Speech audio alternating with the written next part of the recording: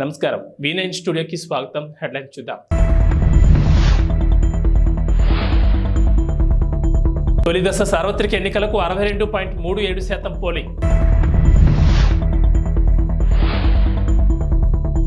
19వ రోజుకు చేరుకున్న జగన్ మేమంతా సిద్ధం బస్సు యాత్ర.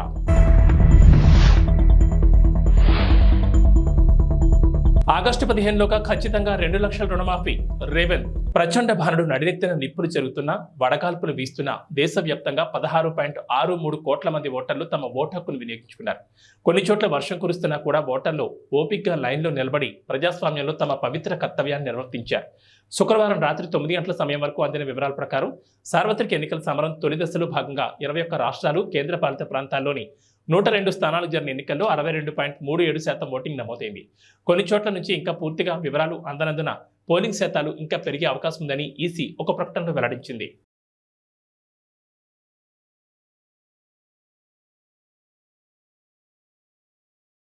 వైసీపీ ఆధ్వర్యంలో చేపట్టిన మేమంతా సిద్ధం బస్సు యాత్ర ఇవాటికి 19వ రోజుకు చేరుకుంది. యాత్రలో భాగంగా సీఎం జగన్ ఇవాళ ఉదయం 9 గంటలకు గొడిచెర్ల నుంచి బస్సు యాత్రను కొనసాగిస్తున్నారు. నక్కలపల్లి, పులపర్తి, యలమంచిలి బైపాస్ మీదుగా అచ్యుతాపురం చేరుకుంటారు. అక్కడ భోజనం చేసి నర్సింగపల్లి మీదుగా సాయంత్రం చింతపాలెంలో ఏర్పాటు చేసిన బహిరంగ సభలో పాల్గొంటారు. అనంతరం బయ్యవరం, కత్తింకోట, అనకాపల్లి బైపాస్, అస్కపల్లి మీదుగా చెన్నైపాలెం చేరుకుని రాత్రికి అక్కడ బస చేస్తారు. 10 ఏళ్ల వరకు తెలంగాణలో కాంగ్రెస్ ప్రభుత్వం ఉంటుందని సీఎం రేవంత్ రెడ్డి స్పష్టం చేశారు. కాంగ్రెస్ కార్యకర్తల అండతో కుర్చీపై కూర్చున్నామని తమని ఎవరూ కదపలేరని మహబూబాబాద్ జనజాతర సభలో చెప్పుకొచ్చారు. ఆగస్టు 15 లోపు రైతులకు 2 లక్షల రుణమాఫీ చేసి చూపిస్తామన్నారు ముఖ్యమంత్రి రేవంత్ రెడ్డి. భద్రాద్రి రాముడు సాక్షిగా మాట ఇస్తున్నట్టు చెప్పారు.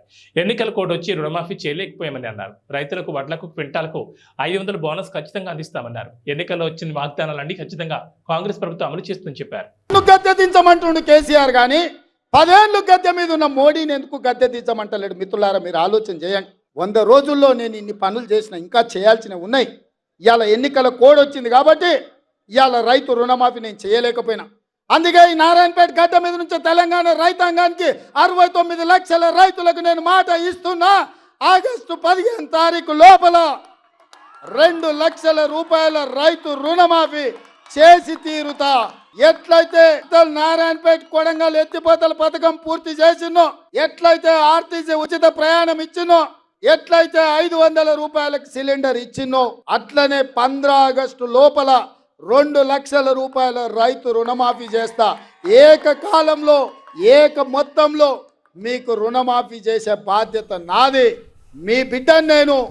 చేనేత కార్మికులకు చెల్లించాల్సిన బకాయిల్లో 50 కోట్లను రాష్ట్ర ప్రభుత్వం విడుదల చేసింది. గత ఏడాది బతుకమ్మ చీరలకు సంబంధించి అప్పటి బీఆర్ఎస్ ప్రభుత్వం దాదాపు 351 కోట్ల బిల్లులు చెల్లించలేదు. దీంతో వేలాది మంది కార్మిక కుటుంబాలు ఆందోళన దిగాయి. మంత్రి పొన్నం కార్మికులతో చర్చించి బకాయిల విషయాన్ని ప్రభుత్వం దృష్టికి తీసుకెళ్లారు. దీంతో ప్రభుత్వం ఆర్థిక వెసులుబాటును దృష్టిలో పెట్టుకుని 50 కోట్లు రిలీజ్ చేసింది. దీంతో వేలాది మంది కార్మికులకు ఊరట కలగనుంది. అదేవిధంగా రాష్ట్ర ప్రభుత్వం గడిచిన 3 నెలల్లో సమగ్ర శిక్ష అభియాన్ యూనిఫామ్ల తయారీకి సుమారు 47 కోట్లు అడ్వాన్స్గా చెల్లించింది. నూలు కొనుగోలు, సైజింగ్కు 14 కోట్లు విడుదల చేసింది. గత ఏడాది వేసవిలో మొత్తం 6,369 అదనపు ట్రిప్పులు నడిపామని, ఈసారి ఆ సంఖ్యను 9,111కు పెంచామని రైల్వే శాఖ తెలిపింది. అత్యధికంగా పశ్చిమ రైల్వే నుంచి 1,878 ట్రిప్పులు ఉండగా వాయువ్య రైల్వే నుంచి 1,623, దక్షిణ మధ్య రైల్వే నుంచి 1,112, తూర్పు మధ్య రైల్వే నుంచి 1,003 తర్వాతి స్థానాల్లో ఉన్నాయి. మీడియా కథనాలు, సోషల్ మీడియా ప్లాట్ఫామ్లు, railway integrated help line number 139, passenger reservation system వంటి వేదికల నుంచి సేకరించిన సమాచారం ఆధారంగా డిమాండ్ను అంచనా వేసినట్లు రైల్వే శాఖ వెల్లడించింది. డిమాండ్కు అనుగుణంగా మరిన్ని రైళ్లు ట్రిప్పులను పెంచుతామని వెల్లడించింది. ప్రయాణికుల భద్రత, త్రాగునీటి లభ్యత, రద్దీ నియంత్రణ చర్యలు తీసుకోవాలని ఉన్నతాధికారులను రైల్వే శాఖ ఆదేశించింది.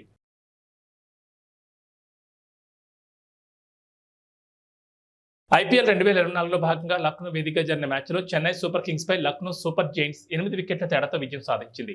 చెన్నై విధించిన 177 పరుగుల లక్ష్యాన్ని కేవలం 2 వికెట్లు కోల్పోయి 19 ఓవర్లలో ఛేదించింది. వరుస బాటంలకు ఫుల్ స్టాప్ పెట్టడమే కాకుండా చెన్నై వరుస విజయాలను అడ్డుకుంది. కేఎల్ రాహుల్ కెప్టెన్సీతోనూ బ్యాటింగ్తోనూ ఆకట్టుకున్నాడు. భారీ లక్ష్యాన్ని ఛేదించే క్రమంలో లక్నో ఓపెనర్లు కేఎల్ రాహుల్, క్వింటన్ డికాక్ ఆదరించే దూకుడుగా ఆడారు. లీడింగ్ రన్స్ చేయడమే కాకుండా కీపింగ్తోనూ ఆకట్టుకున్న KL Rahul player of the మ్యాచ్గా నిలిచాడు.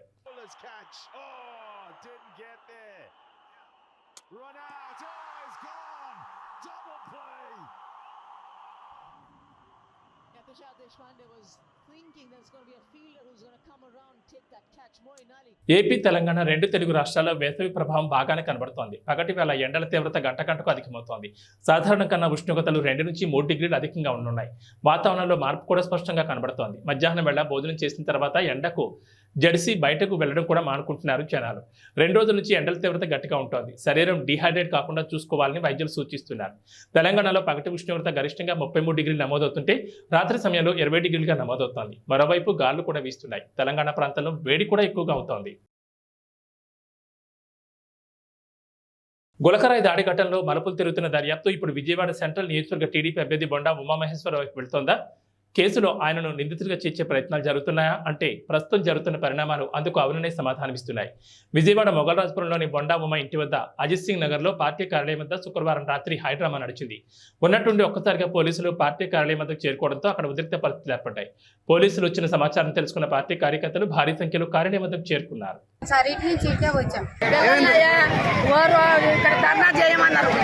ఇక్కడ జగన్ వస్తున్నాడు చెప్పి రండి మాట మట్టి 200 ఇస్తున్నట్టు 10 కేళ్ళు వచ్చారు అయ్యా అప్పుడే వచ్చారు 10 కేళ్ళు వచ్చి అయ్యా 200 ఆధారపడి కోరుకొని ఎట్లా కాళ్ళు పట్టుకుంటే నా మనం తెచ్చుకొని నేను ఇక్కడే నిలబెట్టుకున్నాను. వాళ్ళే రమ్మన్నారా మీరు 200 ఇస్తారని? 200 ఇస్తున్నాను వాళ్ళే రమ్మన్నారు. మా పేర్లు పని రాసేది పొద్దున్న లేక పనికి వెళ్తాడు. వాళ్ళే ధర్నాకు రమ్మన్నారు. వాళ్ళే రమ్మన్నారు. వస్తారు నిలబడి 200 ఇస్తున్నాడు. ఆయన వచ్చింది ఆకుండి ఆయన వచ్చినాక వెళ్ళిపోయారు. మేము పిల్లలు ఎక్కడైనా సరే పిల్లగాడు ఎవరు జోలికి వెళ్ళడు, ఒక చూతికి వెళ్ళడు.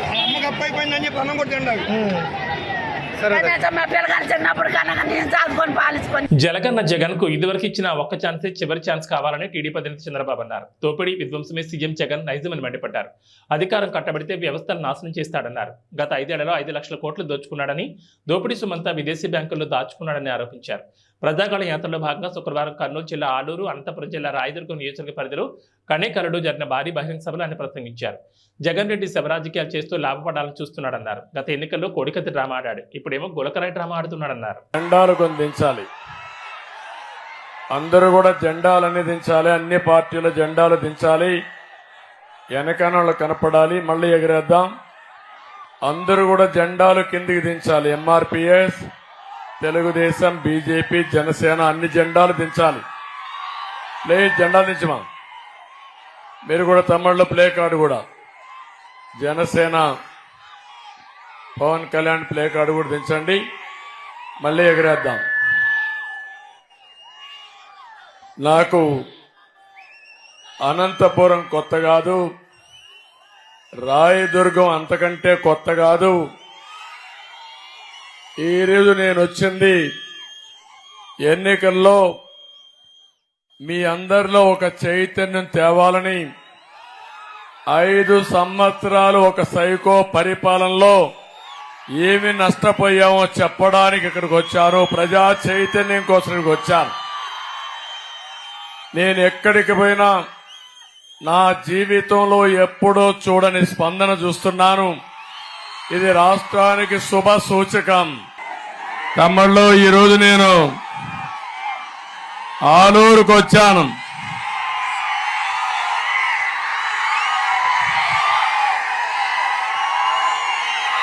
ఆలూరులో మీ ఉత్సాహం చూస్తా ఉంటే ఎన్నోసార్లు ఆలూరుకు వచ్చాను, కానీ ఇంత ఉత్సాహం నా జీవితంలో ఎప్పుడూ చూడలేదు. చాలా అభిమానంగా ఉన్నారు, ఉత్సాహంగా ఉన్నారు. ఈరోజు నేను ఒకటే మీ అందరినీ కోరడానికి వచ్చాను. ఏపీ చరిత్ర అదొకసారి తీసి పైకి పంపి పైకి ఇచ్చేయి. ఇటు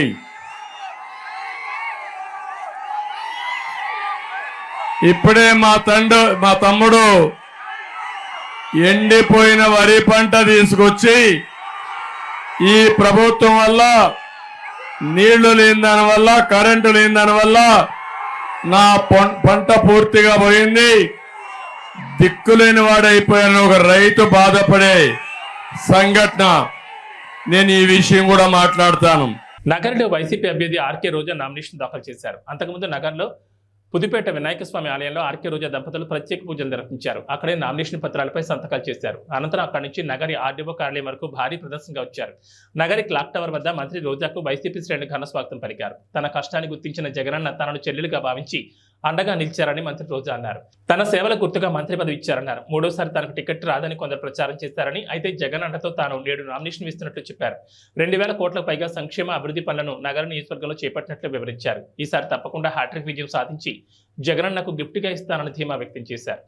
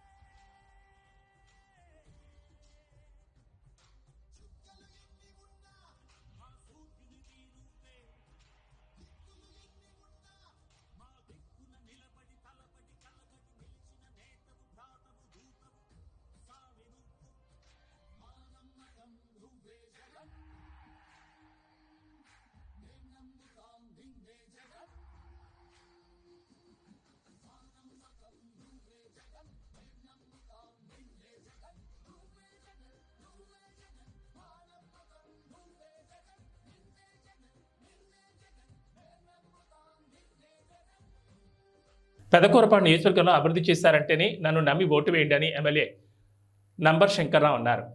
అమరావతి మండల కేంద్రంలో ప్రచారం నిర్వహించారు. ఈ సందర్భంగా మాట్లాడుతూ 2019లో ఒక ఛాన్స్ ఇచ్చారు, 2024లో మరో ఛాన్స్ ఇస్తే రాష్ట్రం మన నియోజకవర్గంలో మరింత అభివృద్ధి చెందుతుందని శంకర్రావు అన్నారు. ఫ్యాన్ గుర్తుపై ఓటు వేసి వైసీపీని గెలిపించాలని పెదకూరపాడు నియోజకవర్గ ప్రజలకు, నాయకులకు, అభిమానులకు పేరు పేరున అభ్యర్థించారు. కిలోమీటర్లు మనకోండి 7 సీ పోర్టులు తయారు చేస్తున్నాడు. అవి కనుకొస్తే మనకి ఇన్కమ్ రావడానికి ఎక్కువ అవకాశం ఉంది. ఆయన చేసే పనులు చాలా మంచి పనులు. రాబోయే రోజుల్లో మంచి ఇన్కమ్ వస్తుంది ఆంధ్రప్రదేశ్ కి. మరి ఐటీ రావాలంటే ఇక్కడ వాతావరణం క్లైమేట్ మనకి బాగా లేనప్పుడు ఇక్కడ రాదు, ఐటీ రాదు. అన్ని చోట్లకి ఐటీ రాదు. చంద్రబాబు చెప్పేది నేనే ఐటీని సృష్టించాలని చెప్తున్నాడు. మరి ఇక్కడ ఎందుకు పెట్టలేకపోయారు? 14 సంవత్సరాలు సీఎం గా ఉన్నాడు. వైజాగ్ లో ఎందుకు పెట్టలేదు? విజయవాడలో ఎందుకు పెట్టలేదు? తిరుపతిలో ఎందుకు పెట్టలేదు? హైదరాబాద్ అనేది ఆయన చెప్పే మాటలు ఇవన్నీ నేనే సృష్టించాను. హైదరాబాద్ నేచురల్ గా గ్రోత్ అది. ఐటీ అనేది అక్కడ కుదిరింది, వచ్చేసింది అంతే. అన్ని రాష్ట్రాలు వచ్చారు, అక్కడ కుదిరింది. బెంగళూరు కుదిరింది, మద్రాసు కుదిరింది, పూణే కుదిరింది. మిగతా రాష్ట్రాలు కుదరలేదే. బాంబే కుదరలేదే, కలకత్తా కుదరలేదే, ఢిల్లీ కుదరలేదే. ఈయన చెప్పేవన్నీ గ్రాఫిక్స్, ఈయన చెప్పేదంత అబద్ధాలు. మన ఆంధ్రప్రదేశ్ లో ఐటీ రావాలంటే ఏదైనా కొద్ది గొప్ప వస్తే వైజాగ్ తప్పితే ఎక్కడికి రాదు. అది అక్కడ మనకి అన్ని భాషలు వచ్చిన వాళ్ళు అక్కడ ఎంతో కొంత ఉన్నారు కాబట్టి అక్కడ డెవలప్ అవడానికి అవకాశం ఉంది. ఈ చంద్రబాబు చెప్పేది గ్రాఫిక్స్ మాత్రం దయచేసి మీరు నమ్మొద్దు. మీరు నమ్మితే మునిగిపోవడం తప్పితే ఆయన చెప్పే మాటలో ఒక్కటి కూడా నిజం లేదు. మరి మనకి ఇన్కమ్ రావాల్సిన సోర్స్ ఉన్నాయి, చాలా ఉన్నాయి. మనకి సీ పోర్ట్ ఉంది, 800-900 కిలోమీటర్లు ఉంది. అక్కడ పోర్టులు పెడుతున్నాడు. అక్కడ పోర్టు పెడితే మరి ఎక్స్పోర్ట్ ఇంపోర్ట్. జగన్ను మరోసారి ముఖ్యమంత్రిగా చేయాలని ఎన్నికల ప్రచారంలో భాగంగా వైసీపీ బద్వేల్ అదనపు సమన్వయకర్త నల్లేరు విశ్వనాథరెడ్డి అన్నారు. కడప జిల్లా కలసపాటు మండలంలోని పలు గ్రామాల్లో వైసీపీ బద్వేల్ అదనపు సమన్వయకర్త నల్లేరు విశ్వనాథరెడ్డి జరగబోయే ఎన్నికల్లో భాగంగా ఇంటింటి ప్రచారం నిర్వహించారు.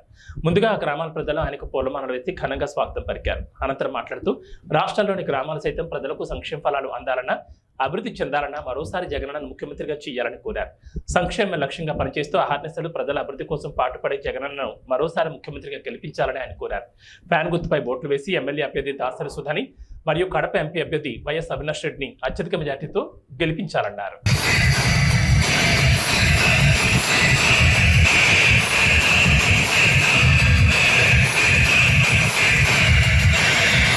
పంచాయతీ ఉన్నటువంటి ముదిరెడ్డిపల్లె, లింగారెడ్డిపల్లె గ్రామస్తులకు, నల్లగొండపల్లె గ్రామస్తులకు, వైఎస్ఆర్ కాంగ్రెస్ పార్టీ కార్యకర్తలకు, పెద్దలకు, అభిమానులకు, అక్క చెల్లెమ్మలకు, అవ్వతాతలకు, ప్రింట్ మీడియా మరియు ఎలక్ట్రానిక్ మీడియా ప్రతినిధులకు అందరికీ నమస్కారాలు.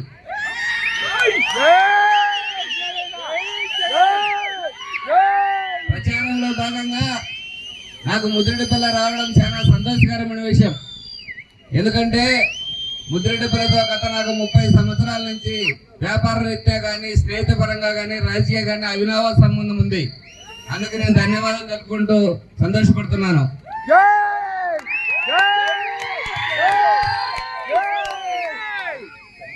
మన ప్రియతమ ముఖ్యమంత్రి బడుగు బర్గవాల ఆశా జ్యోతి పేదల పాలిట పెన్నిధి మన నాయకుడు ముఖ్యమంత్రి జగన్మోహన్ రెడ్డి గారు ఏదైతే 2019లో మాటిచ్చాడు, మేనిఫెస్టోలో మాటిచ్చాడు, చెప్పిన పథకాలన్నీ మాట చెప్పకుండా మడమ తిప్పకుండా దాదాపు డైరెక్ట్ గా డిబిటీ ద్వారా 2,70,000 కోట్లు, బ్యాంక్ అకౌంట్ ద్వారా 1,50,000 కోట్లు డైరెక్ట్ గా ట్రాన్స్ఫర్ చేయడం జరిగింది.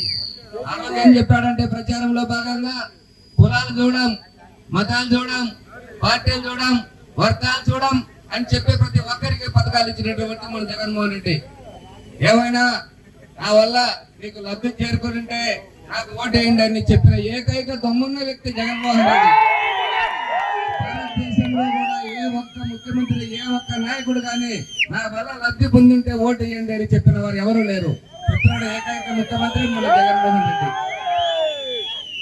మన అభివృద్ధి పరంగా చూస్తే మన బద్వేల్ తాలూకాకు 2019 నుంచి 2 సంవత్సరాలు కరోనా అందరూ ప్రపంచం 450 కోట్ల చిలుకు లబ్ధి జరిగింది.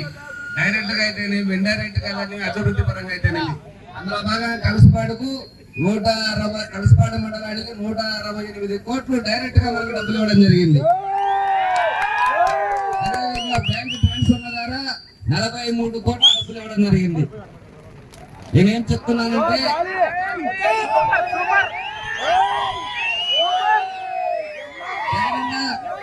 ఎలక్షన్ లో నవరత్నాలలో భాగంగా విద్యా వైద్యానికి ఎక్కువ పీట వేశాడు. ఎందుకు వేశాడంటే విద్యా వైద్యం ఎక్కడ ఉంటే అక్కడ అభివృద్ధి బాగుంటుంది, ఆ ఇల్లు బాగుంటుంది, జిల్లా బాగుంటుంది, రాష్ట్రం బాగుంటుంది అని చెప్పి విద్యా వైద్యానికి వేశాడు. విద్యా వ్యవస్థలో భాగంగా మన జగనన్న ప్రతి ప్రభుత్వ పాఠశాలను కూడా ప్రైవేటు పాఠశాలలుగా తీర్చిదిద్దడం జరిగింది. ఎంతో మందికి అద్భుతంగా శానిటైజేషన్ విషయంలో కానీ, బుక్కుల విషయంలో కానీ, డ్రెస్సుల విషయంలో కానీ, మధ్యాహ్నం భోజన విషయంలో కానీ, పిల్లలు చదువుకునే విషయంలో అన్ని విధాలుగా తీర్చడం జరిగింది. ప్రపంచ స్థాయిలో విద్యా వ్యవస్థలో పోటీ పడాలని చెప్పి ప్రతి స్కూల్లో ఇంగ్లీష్ మీడియం పెట్టడం జరిగింది. అంతేకాకుండా Eiffel, TOEFL, IB, CBSE syllabus కూడా పెట్టడం జరిగింది. తర్వాత ఇంకొక పోతే ఆరోగ్యపరంగా ఎదుర్కొంటే ఇంకా ముందు మనకు ఆరోగ్యశ్రీ కేవలం 10 లక్షల రూపాయలు, ఇప్పుడు తెలంగాణ వచ్చిన తర్వాత 25 లక్షల రూపాయలు ఖర్చు చేయడం జరిగింది. లేకపోతే ప్రతి హెల్త్ రాష్ట్ర వ్యాప్తంగా 10,000 హెల్త్ క్లినిక్ పెట్టి ప్రతి ఇంటికి ఒక ఫ్యామిలీ డాక్టర్ని కూడా ఏర్పాటు చేయడం జరిగింది. అంతేకాకుండా తెలంగాణ ముఖ్యమంత్రి అయిన తర్వాత ఏకంగా 17 మెడికల్ కాలేజీలు పెట్టి 100,000 మంది డాక్టర్లను ప్రకటించడం జరిగింది. మన బద్వేల్లో డయాలసిస్ సెంటర్ ఇన్ని రోజులు మనం ఎక్కడైనా కిడ్నీతో చుట్టూ డయాలసిస్ హైదరాబాద్, ఢిల్లీలో మార్కెట్ పరిస్థితి. ఈ రోజు బద్వేల్లో కూడా డయాలసిస్ ఏర్పాటు చేయడం జరిగింది. ప్రభుత్వ విప్ ఎమ్మెల్యే గ్రంథి శ్రీనివాస్ భీమవరం నియోజకవర్గానికి వైసీపీ ఎమ్మెల్యే అభ్యర్థిగా నామినేషన్ దాఖలు చేశారు. అయితే ఎమ్మెల్యే గ్రంథి శ్రీనివాస్ నామినేషన్ దాఖలు చేస్తున్నారనే సమాచారం ప్రజలకు తెలియడంతో ఎవరికి వారు వేలాదిగా తరలివచ్చారు. వారి రాకతో భీమవరం జనసంద్రంగా మారింది. ఒక విధంగా చెప్పాలంటే ముఖ్యమంత్రి జగన్మోహన్ రెడ్డి ప్రజా సంకల్ప యాత్రలో పాదయాత్ర చేసినప్పుడు జనాదరణ ఎలా ఉందో నేడు ఎమ్మెల్యే గ్రంథి శ్రీనివాస్ కు ప్రజాదరణ అలా ఉందని చెప్పొచ్చు. పట్టణంలో మెయిన్ రోడ్డుతో పాటుగా ఏ రోడ్డు చూసినా ఆయన అభిమానులు ఎదురేగి మరీ ఆయనకు మద్దతు పలికారు. నామినేషన్ దాఖలు సందర్భంగా ఎమ్మెల్యే గ్రంథి శ్రీనివాస్ ఉదయమే భీమవరం ఎలవేల్పు మావుళ్ళ అమ్మవారిని దర్శించుకుని ప్రత్యేక పూజలు నిర్వహించారు. ముందుగా ఆలయ పరిధిలోని వినాయకుడికి పూజలు నిర్వహించారు. అనంతరం పద్మావతి వెంకటేశ్వర స్వామివారిని దర్శించుకున్నారు. తనకు మద్దతు పలకడానికి ఇంటికి వచ్చిన వేలాది మంది అభిమానులతో ఆయన కరచాలనం చేశారు. పాదయాత్ర చేసుకుంటూ ఆర్డీఓ కార్యాలయానికి చేరుకుని ఎన్నికల అధికారి ఆర్డీఓ శ్రీనివాస్ రాజులకు నామినేషన్ పత్రాన్ని అందించారు.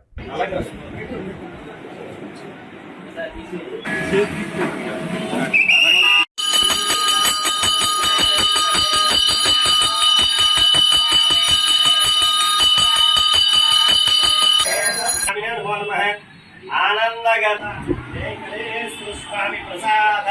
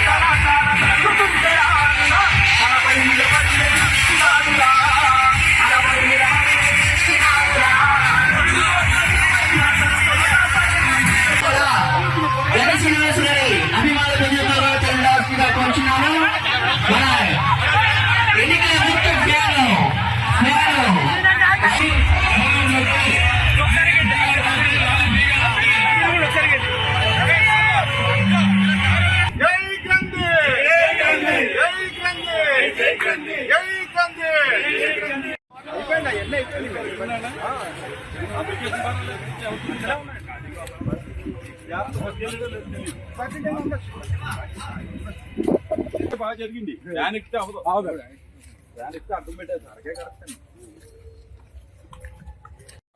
భూమి మీద తీసుకోవాలి.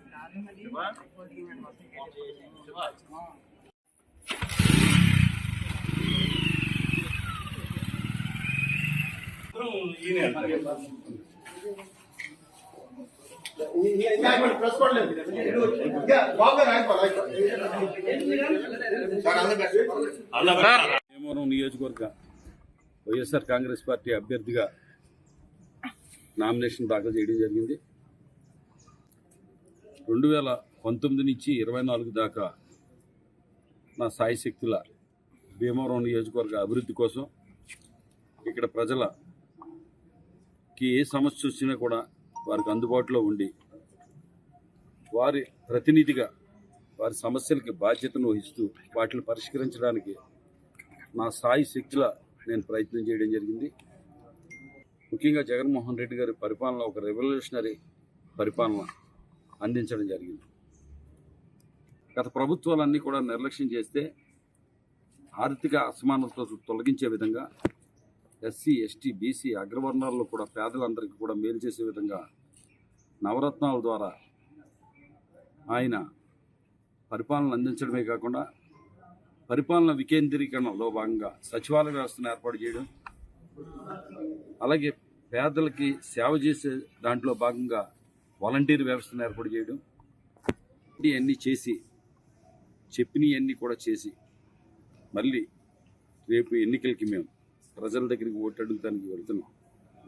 నిజంగా ఓటు అడుగు హక్కు ఎవరికన్నా ఉన్నదంటే కనుక జగన్మోహన్ రెడ్డి గారికి, వైఎస్ఆర్ కాంగ్రెస్ పార్టీ అభ్యర్థులకి, వైఎస్ఆర్ కాంగ్రెస్ పార్టీ నాయకులకి, వైఎస్ఆర్ కాంగ్రెస్ పార్టీ కార్యకర్తలకే ఓటు అడిగే హక్కు ఉంది. ఎందుకంటే మనం గతంలో చూసాం, చాలా సీనియర్నని 40 సంవత్సరాల ఇండస్ట్రీ అని 14 సంవత్సరాల ముఖ్యమంత్రి అయిన వ్యక్తి ఏ ఒక్క వాగ్దానాన్ని కూడా అమలు చేయకుండా సుమారు 650 వాగ్దానాలు అనేదానికన్నా అబద్ధాలు అనవచ్చు. ప్రజల దగ్గర అబద్ధాలు ఆడి ఓట్లు వేయించుకుని 2014 ఎన్నికలు అయిన తర్వాత ప్రజలకి వెన్నుపోటు పొడిచిన వ్యక్తి. వెన్నుపోటు అనేది పేటెంట్గా పెట్టుకున్న వ్యక్తి చంద్రబాబు నాయుడు గారు. ఇవాళ జగన్మోహన్ రెడ్డి గారి పక్షాన ప్రజలందరూ కూడా ఉన్నారు కాబట్టి అన్ని పార్టీలకి సంబంధించి ప్రతి పార్టీకి ఎంతో కొంత ఓటు పర్సంటేజ్ ఉంటుంది. కానీ వాళ్ళ ప్రజల పూర్తి సంపూర్ణమైన మద్దతును ఎవరు కూడా పొందలేకపోయారు. అటు కమ్యూనిస్ట్ పార్టీలు కానీ, అటు భారతీయ జనతా పార్టీ కానీ, లేకపోతే జనసేన పార్టీ కానీ, తెలుగుదేశం పార్టీ కానీ, కాంగ్రెస్ పార్టీ కానీ, ఏ పార్టీ కూడా మెజార్టీ పీపుల్ మద్దతుని కూడగట్టలేకపోయారు. వాళ్ళెవరు కూడా సింగిల్గా పోటీ చేసి మరి ప్రభుత్వాన్ని స్థాపించలేదు. నిజంగా ప్రజాస్వామ్యంలో ఉన్న వెసులుబాటుని ఆసరాగా చేసుకుని అందరం కలిపి ఒకళ్ళ మీద యుద్ధం చేస్తామంటే అది నిజంగా ఒకటి మీదకి 10 మంది కలిపి యుద్ధానికి వెళ్తుంటే మన సమాజంలో ఎవరైనా న్యాయమని అంటారా? ఇందులో ప్రజలకు మంచి చేసిన పార్టీ మీద ఇంతమంది కలిసి దాడి చేసి ఏదో రకంగా ప్రజల మనిషిని, ప్రజల ప్రభుత్వాన్ని ఓడించాలని కోరుకుంటున్నారంటే కనుక అది ప్రజల మీద దాడిగానే భావిస్తాం. ఇవాళ రాష్ట్ర ప్రజలందరూ కూడా అలా భావించి జగన్మోహన్ రెడ్డి గారి వెంట నడిచి మళ్ళీ మన ప్రభుత్వం, వైఎస్ఆర్ ప్రభుత్వం, జగన్మోహన్ రెడ్డి గారిని మన ముఖ్యమంత్రిగా చేసుకోవడానికి సిద్ధంగా ఉన్నారని చెప్పి తెలియజేసుకుంటాం. ఇళ్ల పట్టాలు ఇవ్వకుండా నల్లమేలు రామకృష్ణారెడ్డి కోర్టులో కేసు వేసి అడ్డుకున్నారని, ఇది నిజమని నిరూపిస్తే ఈ క్షణం పోటీ నుండి తప్పుకోవడానికి నేను రెడీ అని, నిరూపించకపోతే పోటీ నుండి తప్పుకోవడానికి మీరు రెడీనా అని నల్లమేలు ప్రశ్నించారు. ఈ విషయంపై నల్లమేలు నుండి ఇప్పటికే లీగల్ నోటీస్ ఎమ్మెల్యే అందుకున్నారు. అదే పట్టాల గురించి తప్పుడు ప్రచారం చేస్తున్నారు. నేను కోర్టులో వేసాను. నేను ఇప్పుడు మీ ఎదురుగా ఛాలెంజ్ చేస్తున్నాను. మీరు అడగండి ఆయన. నేను కోర్టులో వేసినట్టు ఆయన నిరూపించగలిగితే నేను ఇవాళ పోటీని తప్పుకుంటాను.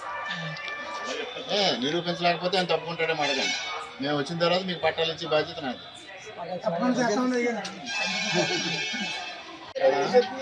ఇవన్నీ డ్రామా చేసి పట్టాలు ఇస్తారని చెప్పడం, ఇవ్వలేరు, దానికి రామకృష్ణ గారు కోర్టుకు వెళ్ళారని చెప్పడం,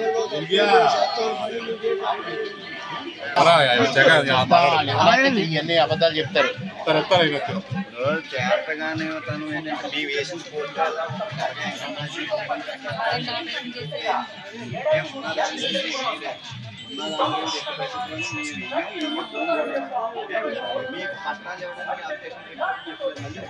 హోంమంత్రి తానేటి వనిత నామినేషన్ కార్యక్రమానికి వెళ్లి వస్తుండగా రోడ్డు ప్రమాదం జరిగింది. తూర్పుగోదావరి జిల్లా నల్లజర్ల మండలం వీరపల్లి టోల్ ప్లాజా సమీపంలో డివైడర్ ను ద్విచక్ర వాహనం ఢీకొట్టింది. దీనిలో ముగ్గురికి తీవ్ర గాయాలయ్యాయి. వెంటనే సామాజిక ఆరోగ్య కేంద్రానికి పోలీసులు తరలించారు. ఇద్దరి పరిస్థితి విషమంగా ఉండడంతో రాజమండ్రి ప్రభుత్వ ఆసుపత్రికి తరలించారు.